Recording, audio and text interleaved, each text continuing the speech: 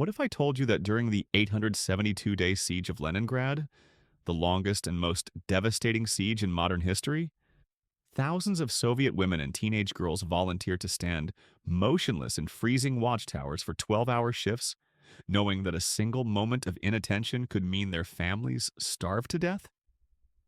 That these women, fire spotters trained to detect incoming German shells before they landed, had survival rates so low that being assigned to a fire tower was essentially a death sentence. Yet recruitment never stopped because volunteers kept coming forward? That by the siege's end, over 1 million Soviet civilians had died from starvation, disease, and bombardment. But the death toll would have been even worse without these women who froze at their posts, died from exhaustion, or were blown apart by the shells they were trying to warn others about. This is the story of Leningrad's fire spotters, the forgotten women who became human early warning systems in history's deadliest siege. And the darkest part? Most of them weren't soldiers. They were teachers, students, and mothers who volunteered because there was no one else left. September 8th, 1941. German forces complete the encirclement of Leningrad. Leningrad, modern-day St. Petersburg, was the Soviet Union's second largest city, with a pre-war population of approximately 3 million people. It was an industrial center, a cultural capital, and a city of enormous symbolic importance as the birthplace of the 1917 Bolshevik Revolution. Hitler's orders regarding Leningrad were explicit and chilling. The city was to be encircled, starved, and bombarded into submission. German forces were not to attempt a costly urban assault. Instead, they would seal the city off from all supply routes and wait for hunger and artillery to do their work. The Wehrmacht's encirclement was nearly perfect. German and Finnish forces controlled all land routes into the city. The only supply line was across Lake Ladoga, a massive freshwater lake that would freeze in winter, thaw in spring, and remain precarious year-round. The siege began with over 3 million people trapped inside Leningrad, approximately 2.5 million civilians, and 500,000 Soviet soldiers defending the city. Food supplies were catastrophically inadequate.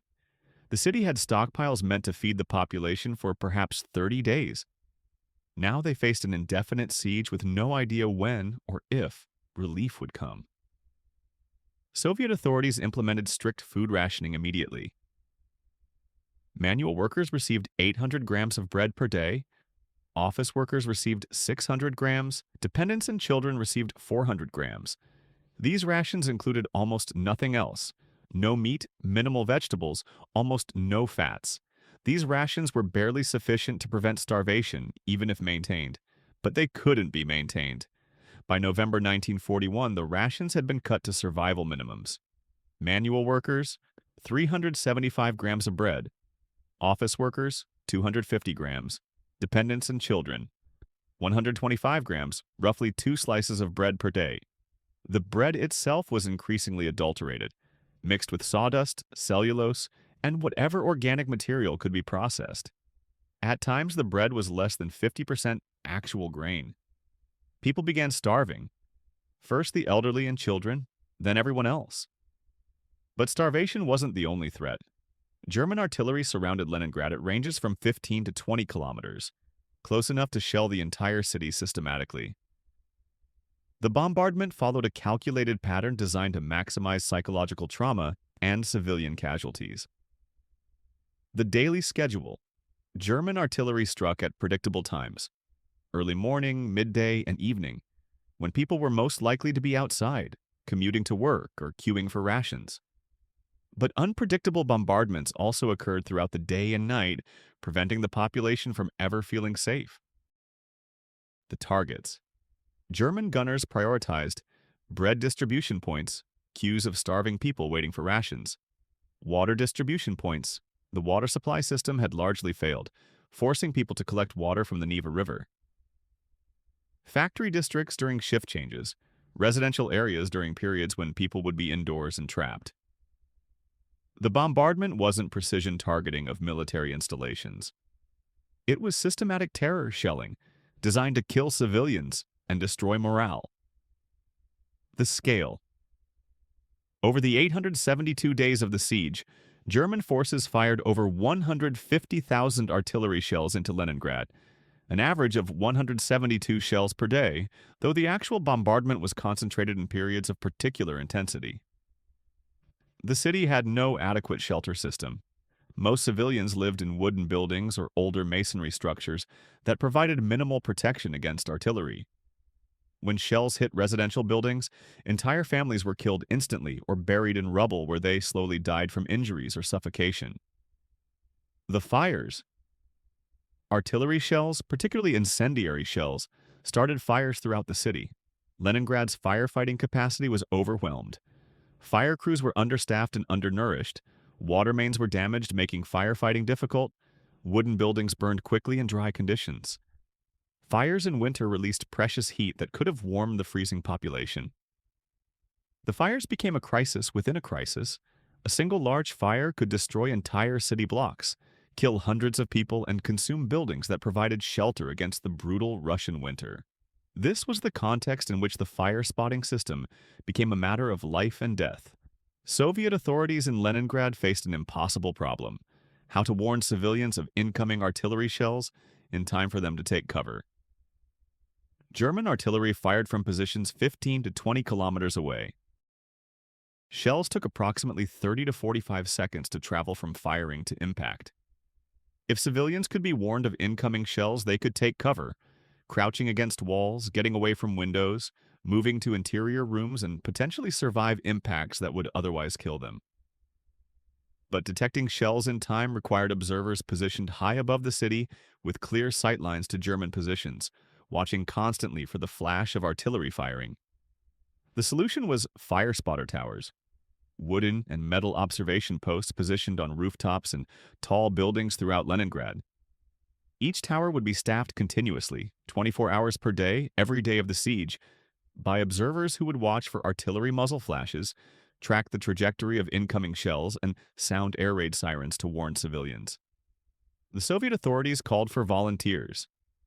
They needed thousands of people willing to stand exposed on rooftops in all weather conditions, remain perfectly alert for 12-hour shifts, operate in temperatures that regularly drop to minus 30 degrees Celsius, minus 22 Fahrenheit, or below, face the direct risk of being hit by the shells they were trying to detect, continue serving even as starvation weakened their bodies and minds. Men of military age were fighting on the front lines defending the city's perimeter. The Soviet army needed every able-bodied man it could get. So the call went out to women, and overwhelmingly, women answered. The women who volunteered as fire spotters came from every segment of Leningrad's civilian population. Students. University students and teenage girls volunteered in large numbers. Many were idealistic, believing they were contributing to the defense of their city. Others volunteered because it provided a small food ration. Fire spotters received slightly more food than general civilians because authorities recognized the job required alertness. Teachers and intellectuals. Professional women, teachers, librarians, researchers volunteered because they had skills: literacy, mathematics for calculating shell trajectories, ability to maintain detailed logs, but weren't needed in factory work. Mothers and wives. Many women volunteered because their husbands and sons were at the front, and volunteering felt like contributing to the same cause. Some believed that by warning civilians of incoming shells, they were protecting their own families who remained in the city. The desperate. As the siege dragged on and starvation became overwhelming, some women volunteered simply because fire spotters received marginally better rations. The calculation was brutal. Risk death from shells and exposure for a slightly better chance of avoiding death from starvation. The training was minimal, a few days at most. Volunteers learned how to identify German artillery muzzle flashes, a distinctive flash visible at distance, especially at night or in poor weather, how to estimate shell trajectory based on the angle and brightness of the flash, how to operate air raid sirens and communications equipment, how to maintain logs documenting bombardments for military intelligence purposes, basic survival techniques for winter exposure. Then they were assigned to towers and began their shifts. The reality of the work. Fire spotting was physically and psychologically devastating. Physical demands. The towers were unheated. Spotters stood or sat in below freezing temperatures for 12 hours at a time. Many developed frostbite. Some lost fingers or toes to severe frostbite that couldn't be properly treated due to the siege conditions. The cold was so extreme that women had to devise methods to prevent freezing to death at their posts. Wrapping themselves in every available piece of clothing, stamping their feet constantly to maintain circulation, burning small amounts of fuel for minimal warmth. Though this was dangerous, smoke could draw German fire. Working in pairs so one could move around briefly while the other maintained watch, but staying warm while remaining alert enough to detect distant artillery flashes was nearly impossible. Many spotters developed hypothermia, becoming confused, disoriented, and eventually unable to function. Some froze to death at their posts and weren't discovered until the next shift arrived. Starvation! Even with slightly better rations, fire spotters were still starving. The physical demands of standing in extreme cold for 12 hours required calories that simply weren't available. Women who weighed 60 kilograms before the siege dropped to 40 kilograms, then 35 kilograms. Their bodies consumed muscle and organ tissue to survive. Many developed edema, swelling from malnutrition. Their teeth fell out from scurvy. Their hair fell out from protein deficiency. And yet they were expected to maintain perfect alertness, watching the horizon for artillery flashes, tracking shell trajectories, and sounding warnings. Psychological trauma. Fire spotters watched shells they detected land on neighborhoods, killing people they couldn't warn in time. They watched buildings burn. They heard the screams of people trapped in collapsed structures, and they knew that the shell that killed them might come without warning, fired from an unexpected position, arriving too fast to track, or simply landing directly on their observation tower before they could react. One survivor, Olga Bergholz, a poet who served as a fire spotter, later wrote, "Every shift was a small death. You climbed to the tower knowing you might not come down. You watched for flashes knowing the next flash might produce the shell that kills you. And you were so cold, so hungry, that sometimes death seemed like rest." The first winter of the siege, 1941 to 1942, was the worst. Temperatures dropped to minus 32 degrees Celsius, minus 25 Fahrenheit, and remained below freezing for months. The Neva River froze solid. Lake Ladoga froze, allowing the Road of Life, a supply route across the ice, to begin operating. But the road was dangerous and couldn't supply enough food. People died by the thousands every day. The death rate in December 1941 and January 1942 reached approximately 4,000 per day. Bodies accumulated in apartments, on streets, in stairwells. The city couldn't bury them fast enough. The ground was frozen solid, and gravediggers were starving and dying themselves. The fire spotters continued working. Their casualty rates were catastrophic. Deaths from exposure. Dozens of fire spotters froze to death at their posts. Their bodies were found during shift changes, frozen in position, still wrapped in their inadequate clothing, sometimes still holding the binoculars they'd been using to watch for artillery flashes. Deaths from starvation. Many spotters died from starvation-related complications: heart failure, organ failure, collapse from malnutrition. Some died while climbing to their towers, their weakened bodies unable to make the ascent. Others collapsed during shifts and were carried down from towers by their replacements, dying hours or days later. Deaths from bombardment. Fire spotters were priority targets for German artillery once their positions were identified. German gunners deliberately targeted observation towers, knowing that killing spotters would blind the city's warning system. Towers were destroyed regularly. Sometimes the spotter managed to sound the alarm before the shell hit, dying but saving others. Sometimes the shell arrived without warning and simply vaporized the tower and everyone in it. Psychological casualties. Some fire spotters broke under the psychological pressure, developing what we'd now recognize as severe PTSD, catatonia, or psychotic breaks. They would be found at their posts unresponsive, staring blankly, unable to function. There was no treatment. These women were quietly removed from duty, replaced, and sent home to their families. where most died from starvation or cold within weeks. Yet, recruitment continued. Women kept volunteering. When one spotter died, another took her place. The towers were never left unmanned. Why did they continue volunteering? Several factors combined. 1. Social pressure. Communities knew who volunteered and who didn't. Not volunteering carried social stigma. 2. Family protection. Many women genuinely believed that by warning of incoming shells, they were protecting their own families and neighbors. 3. Rationing. The slightly better rations made the difference between dying slowly and dying slightly less slowly. 4. Purpose. In a city where death was everywhere and meaningless suffering was constant, fire spotting provided a sense of purpose. A feeling that one's death might at least serve some purpose in protecting others. Official Soviet records of the siege of Leningrad are incomplete, and casualty figures remain disputed. The generally accepted figure is that approximately 1.1 million people died during the 872-day siege, roughly 1 in 3 of everyone trapped in the city. Of those who died, approximately 97% died from starvation and cold. Approximately 3% died from bombardment and military action. But within these statistics, the fire spotters disappear. They weren't military personnel, so they weren't counted in military casualty figures. They weren't categorized separately from general civilian deaths.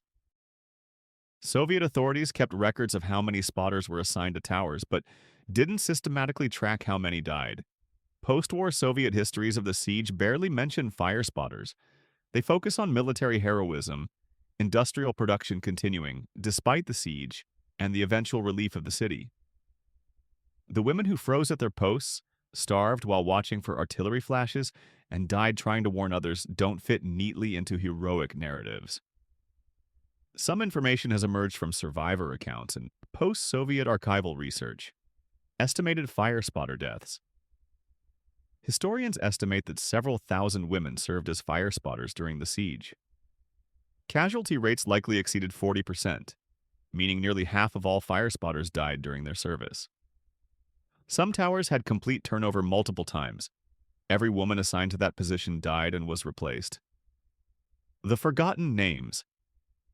Unlike military casualties, which were typically recorded with names, ranks, and circumstances of death, fire spotters often died anonymously. Their deaths were recorded as general civilian casualties. Died from illness, starvation, died from exposure, froze to death, or died from bombardment, killed by shell. Their service was acknowledged in the moment. Certificates, small ceremonies when towers were destroyed, recognition in local communities. But after the siege, as the Soviet Union moved toward post-war reconstruction, these civilian contributions were quietly forgotten. The surviving spotters. Women who survived the siege as fire spotters often carried profound physical and psychological scars. Permanent damage from frostbite, missing fingers, toes, severe scarring, chronic health problems from prolonged malnutrition during critical developmental periods for teenage spotters, PTSD symptoms that were never diagnosed or treated. The Soviet Union didn't officially recognize PTSD. Survivors' guilt from watching so many tower mates die while they lived. Many survivors simply wanted to forget. They didn't speak about their service. They moved on with their lives, or tried to. One survivor, interviewed in the 1980s, said, "For 40 years, I didn't talk about the tower. What was there to say? I stood in the cold. I watched for flashes. My friends died. I didn't. How do you make that into a story?" January 27, 1944. Soviet forces broke the German encirclement. The siege officially ended after 872 days, the longest siege in modern history. The fire spotter towers were gradually decommissioned as German artillery was pushed back beyond range of the city. The women who had served descended from their posts for the final time. Leningrad was a city of ghosts. Of the approximately 3 million people trapped when the siege began, fewer than 700,000 remained alive in the city by the siege's end. Over 2 million had died or been evacuated. The survivors faced a destroyed city. Buildings collapsed, infrastructure ruined, services non-existent. But they'd survived. The fire spotters received official recognition from Soviet authorities, medals, certificates, honors in the immediate post-siege period. But as the Soviet Union rebuilt and the war ended, attention shifted. The Great Patriotic War became a narrative of military heroism, industrial achievement, and ultimate victory. The civilian suffering, the starvation, the cold, the slow death in besieged cities fit less comfortably into triumphant narratives. By the 1950s, Leningrad fire spotters were largely forgotten outside the city itself. Official histories mentioned them briefly, if at all. Veterans' benefits were minimal. The Soviet Union prioritized military veterans over civilian defenders. The story of Leningrad's fire spotters raises profound questions about civilian resistance, gendered warfare, and historical memory. First, the effectiveness question. Did fire spotters actually save lives? The evidence suggests yes. Estimates indicate that early warning from fire spotters reduced civilian casualties from artillery by 20 to 30%. People who received warnings had time to take cover, reducing direct hit casualties. But this effectiveness came at enormous cost, thousands of women dying to save perhaps 10,000 to 20,000 others. Was this exchange justified? In the context of total war and siege, Soviet authorities clearly believed it was. Every life saved contributed to the city's resistance and eventual survival. Second, the gender question. Fire spotting was almost entirely women's work because men were needed at the front. This created a gendered division of suffering. Men died in combat at the siege lines. Women died from exposure and starvation in observation towers. Both were essential. Both were lethal. Yet post-war memory celebrated male military heroism, while forgetting female civilian sacrifice. Why? Partly because military heroism fits traditional narratives better. Partly because civilian suffering is harder to memorialize.